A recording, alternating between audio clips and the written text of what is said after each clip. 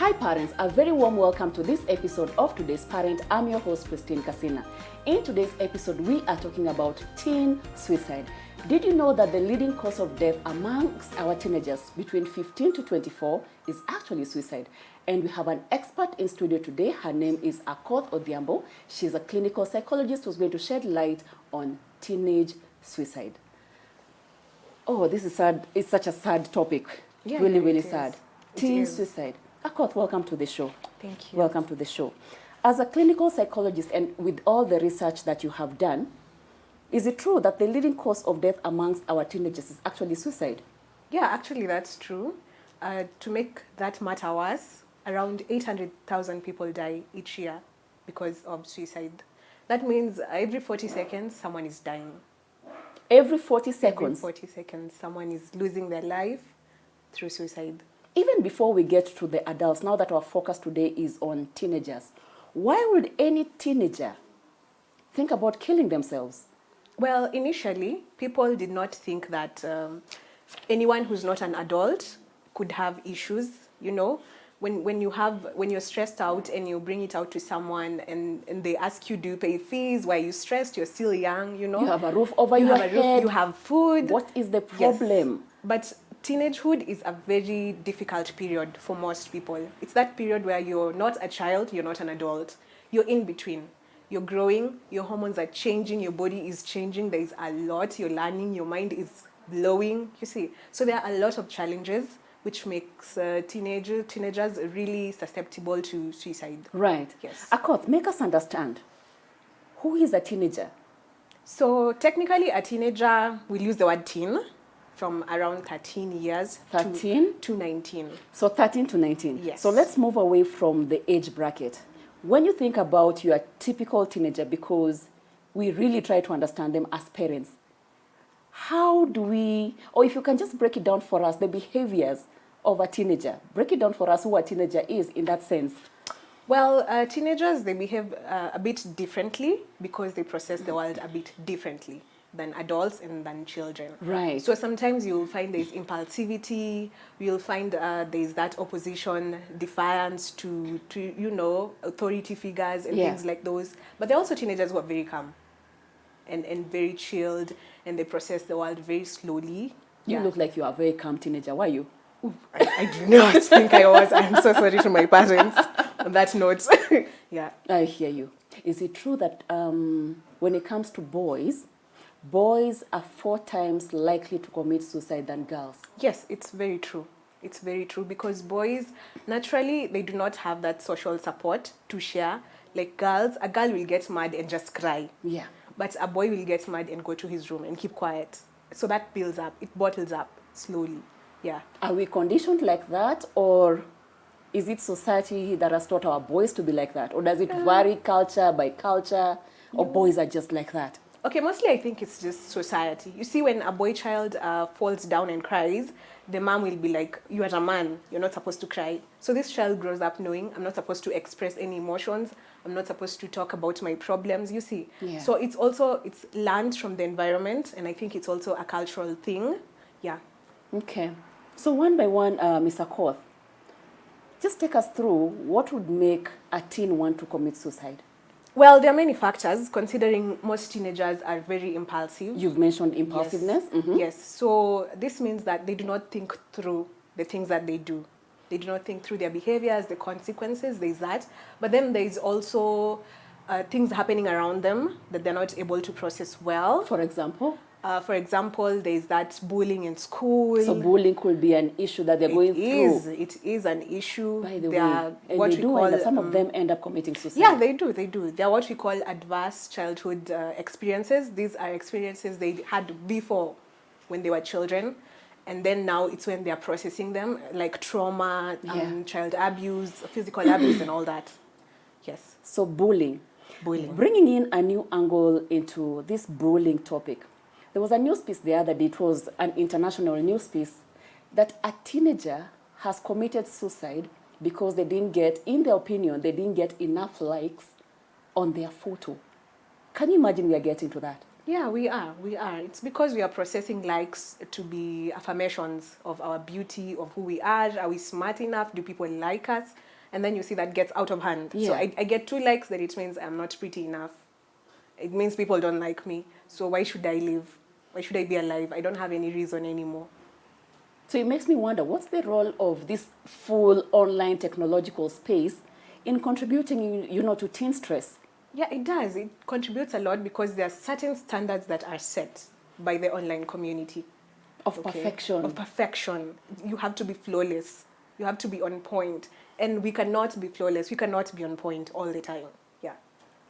Very sad. It's very sad. Very, very sad. How about body changes? What kind of body changes issues do teenagers struggle with?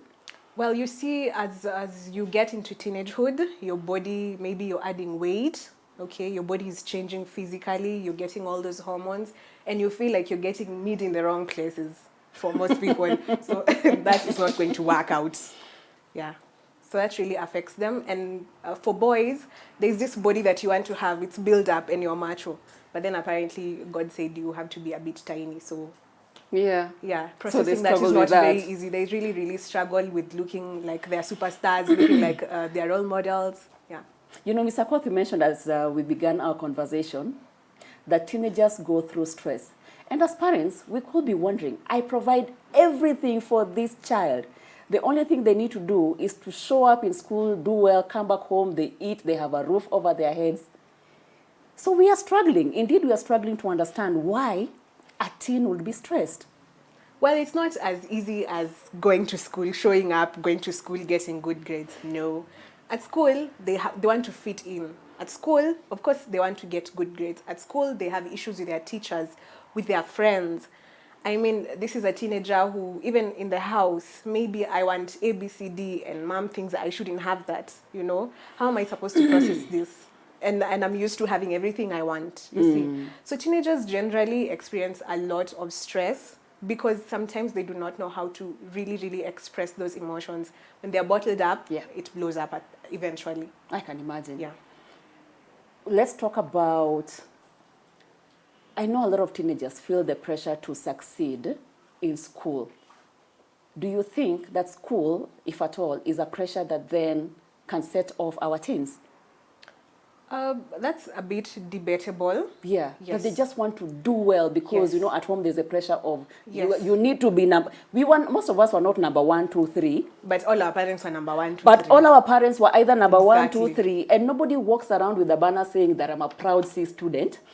You see, there's also that. So from home, maybe your parent says, I want you to be a doctor or an engineer or A, B, C, D, you Yeah, see. yeah. So there's that pressure initially, okay? And then most of these schools you find when you do not do well, the whole school knows you're not doing well. Yeah. And this is a school, so you're supposed to be doing well. So that means you have a problem. Are you stupid? Do you not get things in class? So they sit down and process this and they're like, what is wrong with me? How can I not do well? And I'm in the same class with someone getting an A. You get? And the society doesn't help because we place such a strong emphasis Yes. on doing well in school. Exactly. Your talents, whatnot later, but number 1, do well in school. well in Grades school. are everything, Yes. and positions are everything. Before we go on the break, let's talk through the warning signs of teen suicide. So there are a couple of warning signs that you can see as a parent. If your child was initially very active, very friendly, sometimes you find they've withdrawn, they don't want to eat, they don't want to talk to anyone, they're in their room from morning to evening, they don't like doing what they liked before. Right. Yes, that's a warning sign. Also, if you hear them say it, sometimes they verbalize it, and they say, I have no hope for life. I think I'm a burden to you guys. And when I'm gone, I won't be a burden anymore. Some say, I want to do this to myself, I want to heal myself. Sometimes they verbalize it. You can actually see that. But also, we have to remember that human beings are very dynamic. Yeah. You cannot put them in a box. So chances are, as a parent, you might miss those signs. There are some who will not even show those signs. Yes. Because, a parent will mention to you that my child was fine yesterday, but we woke up in the morning and... Yeah, they'll say, we were laughing, they've been okay, the whole week they've been fine, I didn't see this, and then suddenly they're just gone. That happens. There are people who do not show because they're just human beings. We're all dynamic. Very sad. Hopelessness, define it for us. So hopelessness is a state where you do not have anything to live for. It's like you're trapped. You're trapped in this very dark cave. You cannot see any light. You cannot see like you will go ahead. You technically do not have anything to keep you going. Right. Yes. So when you go see a psychologist, most of the time they will want to make you see why we want you to keep being alive. We want to give you a reason to keep going. Okay. Yes. Let's talk about the risk factors. If in my family we have a history of, family members or, previous generations committing suicide, are we then predisposed as this new generation to probably some of us committing suicide? Yeah. There's research being done on that, but we have seen that there's a genetic predisposition. It might be linked to how we process stress in our family genetically. How do I process a situation to be out of hand? How do I process a situation I can manage? You see? So if genetically we all process situations like this is out of our hand, we cannot do this, So you get that effect. Okay? So sometimes it can run in the family, and then it's very sad, but you get families where every child has attempted or successfully. Yes, it's very painful. But it happens, it does. That is very sad. Yeah. Very, very sad. I almost want to ask you a ridiculous question. This is not possible. Do you think there are any blood groups which are predisposed to, their biological makeup, they're predisposed to possibly commit suicide? Blood groups, I'm not sure. No. Family history, definitely. Definitely. The other one, social class.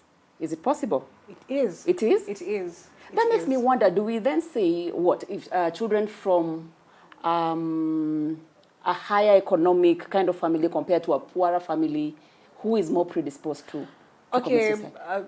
A higher socioeconomic group means you're a bit sheltered. You have options, okay?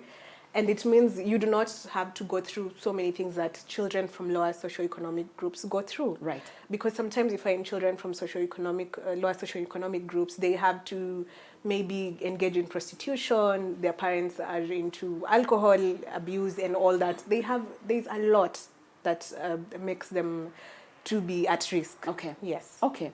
Do you then feel another risk factor could be, especially amongst teens, that then, it's a period where we're experimenting with drugs and alcohol?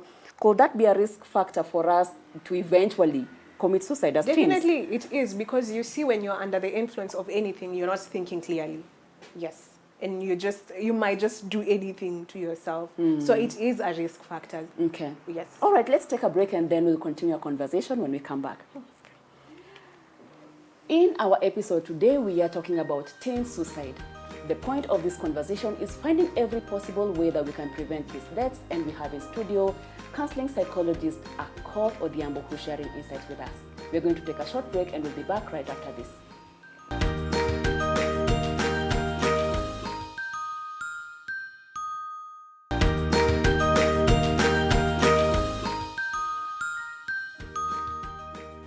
Welcome back to today's episode of Today's Parent, where we are talking about teen suicide. Miss Akoth, I have a question from Dominic. Now, Dominic's question is, he's not sure when to take his cousin seriously because his cousin has been saying he wants to commit suicide, but he's not sure when to take him serious, or even how to take him seriously, because his cousin keeps mentioning it over and over and over. So his question is, how can I tell when this is something I need to take seriously or my cousin is just bluffing? Well, in such situations, it depends on what the cousin is saying. When the cousin is saying, I want to take my life, does he say also how he wants to do it? Because people who have an elaborate plan on how to do it, that is a red flag. That is a warning sign. Yes. Most of the time when people say, I want to take my life, they usually say how they want to do it. Is that okay? so? Yes. They will categorically state, I want to do this, I want to do, yes. So it depends on what the cousin is saying, but also just to be on the safe side. When someone mentions taking their own life, it's not something that is easy to say in a joking way over and over and over. Yeah. To be on the safe side, take your cousin for help, okay, and assess where the situation is. It might actually be a cry for help for something hidden beneath. Yeah. And when they get that help, you're good. Yes. That would be good. That would be very good. I hope Dominic is listening to you and he gets help for his cousin. All right, let's go back to our conversation, Mr. Koth. We had mentioned about the risk factors when it comes to teen suicide. We talked about the drugs and alcohol and hopelessness. Which other factor can you think about? Are there teens who are just bored with life? Other factors would be if has anyone in your family attempted? Have you attempted? You know, that is also a risk factor. Then, of course, I mentioned the adverse childhood experiences. Have you gone through any trauma, any abuse? That is a risk factor. Are you under any influence of any drugs and alcohol? Yeah, that is also a risk factor. Okay. Yes. And as we had mentioned, you know, there are many people, when suicide happens within the family, you always wonder, is there something, is there a sign that I may have missed?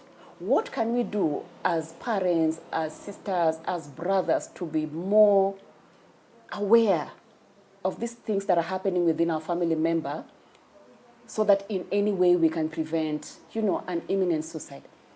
Okay, technically any change of behavior from the normal behavior should be a worrying sign, okay? Then we have maybe, are they sleeping too much or too little? Are they talking too little or too much? Is there any change that you feel as a parent this is not normal? Have they started maybe staying away from home for longer periods of time? This just shows that there is something they're going through. Right. Yes. And if Right. there's something they're going through, I'm not saying it necessarily means it will lead to suicide, but it's just good to be on the safe side. All right. You know what the underlying problem is from the behavior of the person. Okay. You can see the changes. All right. Yes. So as a clinical psychologist, Mr. Koth, how do you diagnose suicidal tendencies? Well, most of it is done through your first visit in therapy. We will ask you, you know, have you attempted? Have you thought about it? Are you having these thoughts? Have you thought of how you want to do it or anything like that? Is there Right. a reason why you want to do it? So basically, the information you give us is what we use to build up. But there is also medical assessment. For people who've attempted, we look for bruises in your arms. We look for So for teens who cut their for teens who their cut, wrist because and stuff also like that. self-harm is a sign. Self-harm, by the way, is a sign. Self-harm is a sign. Right. So we check for those signs. Then we also do psychological assessment for any psychological disorders that you may have, because there are these psychological disorders that can predispose you to taking your own life. Okay. Let's say like bipolar, you get those mood swings.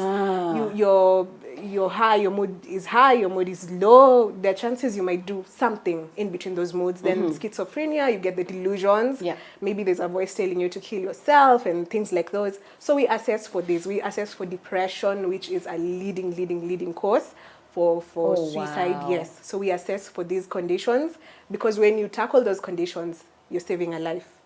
Yes. Very deep, very deep. How can we, as a society, as a family, prevent suicide, especially suicide amongst teens? Is there any way we can prevent? Yeah, there is. Especially as a family, there is. Create a support system in your family for your teens. Let your teen know, if I have a problem, I can go to mom or I can go to dad or my sister. I am safe. We create a safe space for them.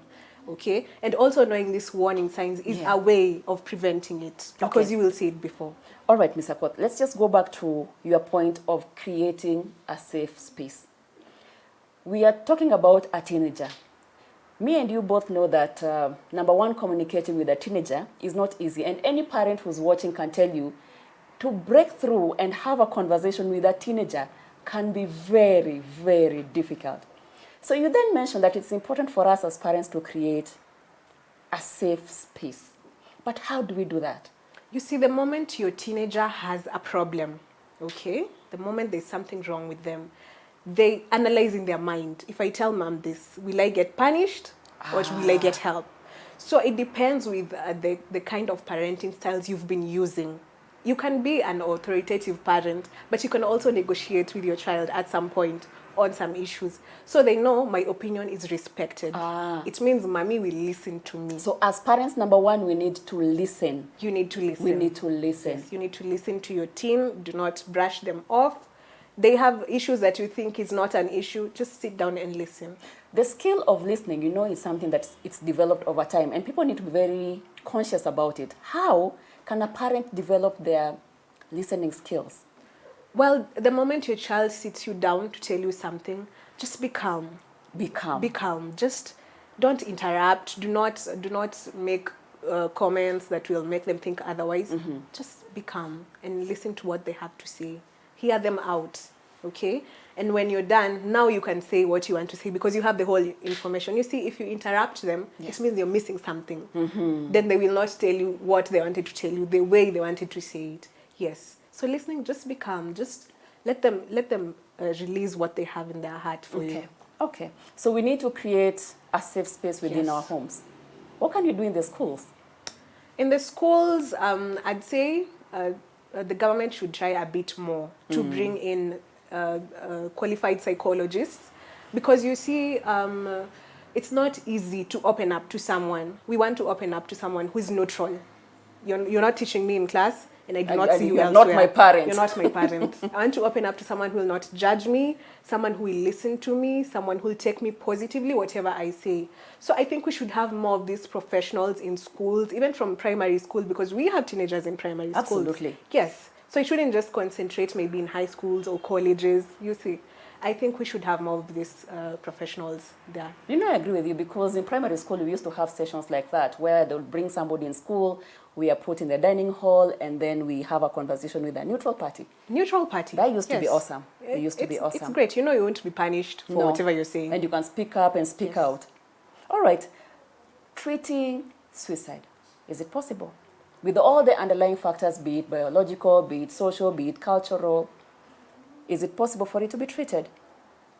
With the efforts we are putting, of course, it's possible to see positive results. Actually, suicidal tendencies is what I mean. Oh, suicidal tendencies. Yeah, it is, because treating it means therapy. Therapy. And when you go for therapy, it means we are treating the main thing that made you, because you just don't wake up one day and decide, I want to end this. No, there's a reason why you want to end it. You've gone through something, or there's something just not right somewhere. So we want to deal with that.